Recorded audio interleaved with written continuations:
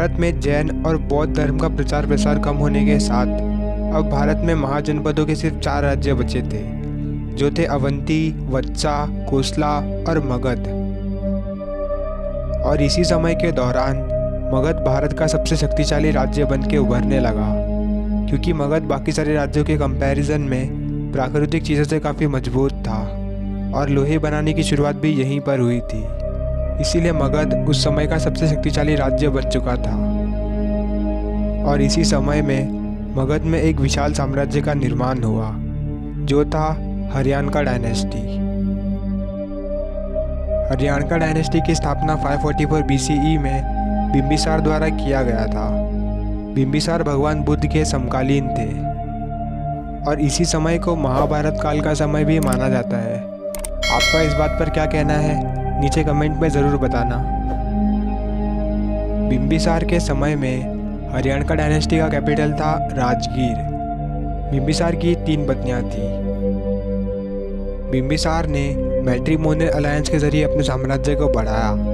Matrimonial alliance का मतलब होता है कि इन्होंने अलग अलग राज्यों की राजकुमारी से शादी करके दहेज में उनका राज्य लेकर अपने साम्राज्य का विस्तार किया। और आगे चलकर बिंबिसार के बेटे अजातशत्रु ने ही उन्हें मारकर खुद को नया राजा घोषित कर दिया।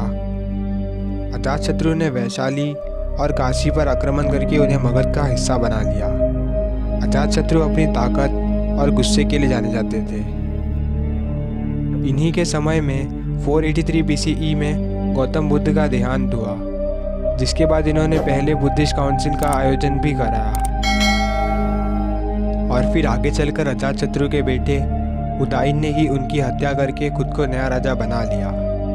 और इन्हीं घटनाओं की वजह से हरियाणका डायनेस्टी को पितृहत्या वंश के नाम से भी जाना जाता है। आर्कियोलॉजिस्ट द्वारा किए गए खोजों से हमें कुछ अभिलेख प्राप्त हुए हैं, जिससे हमें ये पता चलता है कि हरियाणका डायनेस्टी के लोग संस्कृत भाषा बोलते थे।